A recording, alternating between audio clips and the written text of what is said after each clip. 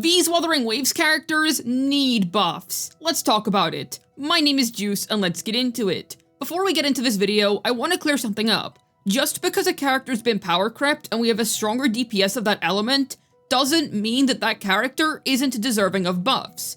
Kuro generally does try and go back to keep older units relevant. I would say that every DPS in this game right now does have some degree of relevancy, and because of that, I do think that there are some particular characters that they should focus on next, because while these units are fine, they could definitely use a performance increase. Because the gap between them and the units that power crept them is quite large, and I feel like they're kind of falling off, or they really need some help in Whimpering Wastes, which is becoming a more and more prominent game mode over time. Alright, let's go. So, first up is Xiangli Yao. This is because I feel like the disparity between him and Augusta is just really large. It's great that we have a new Electro DPS, and basically everybody is going to be pulling for that upgrade if they care about an Electro DPS. However, there are going to be plenty of people that are going to stick with their Xiangli, whether because they got him for free back then, or because they got him for free and they invested a little bit more in him. I can't really see somebody picking him up nowadays, unless they just really like his design or his personality or something along those lines. However, for anybody that still has him and did make that investment, I can understand that there might be a few mains of him that want to see him get stronger, and I feel like that because his performance has kind of fallen off nowadays, it would actually be nice if he got a buff of some variety, some teammate that would be able to make him be a bit stronger, because his own hyper carry damage just isn't that good anymore. Yes, his quick swap teams are still solid, however, not everybody is willing to learn quick swap, especially because one of Xiangli's pros is the fact that he's a pretty easy to use unit. But with that being said, if you want this best in slot performance, then yes, you do want to learn Xiangli quick swap with him. Calcharo quickswap is also an option, and it actually works quite nicely, because whenever Xiangli slows down the enemies, Calcharo has way more room for error, and it just makes him easier to play on the whole. However, he is just painfully unremarkable right now outside of that enemy slowdown, so I seriously think that he does need a bit of help. He could use some higher damage numbers in my opinion. He's not doing abysmally, he can perform, but he is definitely one of the lower performing limited DPSs, and because this is a game where the balance has generally been very well kept, I think it would be nice if there was some new echo or some new teammate that would happen to work with him. The only thing is, we're probably not going to see a buff for this guy for ages, because I'd have to make a second slot teammate that's good for Electro characters that can also help out a specific playstyle, which probably isn't going to happen anytime soon. Unless we get some upgrade to Yinlin where we get a character that has Yinlin's outro skill on top of some other crazy buffs, I just don't think it's happening, but he definitely could use a buff. Next up is Jinhsi. So, this was the Sentinel Resonator who ruled the 1.x meta, and she definitely stayed relevant for quite some time. However, we've gotten so many Spectre DPSs nowadays, and it's much harder to recommend pulling her. Obviously, her animations and such are still very impressive, and the character herself is still beautiful, so those are incentive reasons to get her. But that aside, she just doesn't really feel that good anymore, simply because she's not great in Whimpering Wastes, which like I said is becoming more and more prominent. What I think that Jinhsi needs is a good second slot teammate that's able to accessibly make her good in Whimpering Wastes. I say accessibly because if you're a god gamer, yes, Jinhsi Xiangli is a thing, but like I said, you have to be a literal god gamer and learn some really niche stuff in order to make that work. Otherwise, that team is just way too hard to use even for the best quick swappers. So, because of that, I think what she really needs is somebody that can help out her wave clear, because as it currently stands, her wave clear isn't all that great, and she could definitely use some assistance in that regard. Definitely could use a buff there. Especially because of how backloaded her kit is, there would definitely need to be someone that could help her, and I think that she is a popular enough character to justify that. I'm sure people would be willing to go back and play her again if she did get some significant buffs. I'd say her TOA performance is still pretty good, because her damage is still up there, it's still solid, but it's definitely below the 2.x units, and the way we can fix that, well, consider this. We have had the Silly Painter Juja for ages now. She was a great second slot teammate for Jinhsi and still is. Plenty of skill percent to provide her. However, Jinhsi is doing absolutely nothing with Glacial percent. So, if we ever got a buffer who could help out with Spectro and skill percent on outro, maybe on top of some other buffs and personal damage, considering that second slot teammates never really do one thing, and they never really have, but they've only continued to get more and more features over time, that could definitely bring Jinhsi back, especially if said second slot will be good at helping out with her wave clear. This would be a really nice way to bring back Jinhsi. It would especially be nice considering that she's a Sentinel Resonator, meaning that she does have some lore and story importance. And I also think that even though people do criticize the early story quite a bit, 1.1 story was honestly pretty solid, so there is an incentive to go back and fix her in my opinion. She was quite popular for quite some time, and I'd say that people do still quite like her and would use her. So,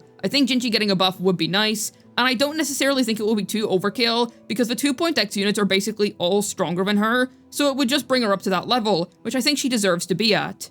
She definitely has the potential to be a strong character again, and people have been saying this for ages. Jinhsi could easily come back if she got the right second slot, it's just that Kuro doesn't really want to do that.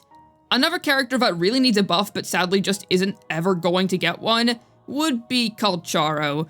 This is just kind of an obligatory mention because we know that Calcharo needs a buff. We know! It's just not going to happen, unfortunately. I love the guy, and I do think that he takes some inspirations from Watanabe from PGR. Just read his lore, you'll kinda get it if you've read chapter 27 of PGR, so I really like him, and it sucks that he has basically no story presence whatsoever, but that's besides the point. Talking about his meta relevance at least, he's so hard and clunky to play. I mean, I personally like his playstyle. I built him on my own account and I enjoy playing him, but it's undeniable that his damage numbers are way too low for the amount of echo investment that I put into him, and that's always going to be the case.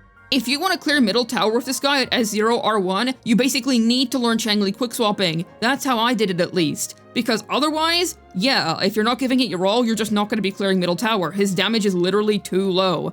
Otherwise, you can have him get carried by Xiangli Yao, a character who literally slows down enemies for him, who also isn't really that impressive damage-wise anymore, so it's just kind of a lose-lose situation, and there is no point in pulling Yinlin for his hyper teams, because like I said, if you want to clear middle tower at this point, it's basically quick swap or don't play the character. You're basically not going to be clearing at all. You can clear side towers, I suppose, with that, but otherwise, yeah, it's just not happening. Calcharo just requires too much investment for such disappointing levels of performance. I love making him work in TOA for that exact reason. Because he's so bad, it makes me go, okay, it's cool that I can make this work because I know that I'm making a bad character work. But either way, it's such a shame because he's so cool, and I really like those specific lore elements of him. Maybe one day Kuro will give him some attention. He is a character that a lot of people like for his design, or even for certain aspects of him. I'm mentioning this character because he does need a buff. I know it's not going to happen. He's a standard unit. They basically have no incentive to fix him, but yeah. Sadly, the character just has too many fundamental issues for one second slot teammate to completely fix. Yeah, we need somebody that could help him get more death messengers, help with his interruption problems, help him not lose all of his damage when he needs to dodge or run away, that sort of thing. There are plenty of little things with Calcharo that need to be fixed, that just can't really be fixed without literally reworking aspects of his kit. It's a shame. Last but not least is Jiyan. This is because his hypercarry numbers are just kinda low. The thing is, we usually get a sub DPS that can help with this. We're getting a Yuno soon, and we're getting Shikona soon. My issue is more so the fact that his own hypercarry damage is just kinda lackluster these days. If you're playing a Yuno with him, you might as well just play Yuno as a DPS herself. And Shikona or Rover, it's definitely a good core for him, but his damage still ends up feeling quite disappointing. The issue of Jiyan is mostly that I feel like he had a good niche for himself in Whimpering Wastes, and there was a genuine reason to invest in him before. He didn't feel like a wasteful pull whatsoever. He honestly felt like a very sound investment, considering that he had a really good 4-star teammate in Mortefi, and he was really good in the Whimpering Wastes game mode. However, now that he doesn't really have WuWa to back himself up, he just kind of has ended up in this strange state where you can get him, I guess, he has team options, but he just kind of feels like a waste all around when you have other DPSs that you could go for instead. If you have Shikona Air Rover, you might as well just save up for a Cardothea rerun, and if you have a Yuno, well, you might as well just save up for Augusta, and if you need an Arrow DPS, well then Yuno herself can serve as that just fine. So, honestly, it's kind of a shame. He doesn't really have a definitive place in the meta anymore. HP is inflated too high in order for him to really be a justifiable pull. Now granted, this could be a very time-sensitive placement, which is why I put it at the end of the video. I do acknowledge that a Yuno could potentially save his damage, even if she does end up doing a lot of the heavy lifting. So, like I said, take Jiyan with a grain of salt, because I do think that a Yuno is going to be helping him a lot, and is going to be the ticket to bringing him back into the meta again.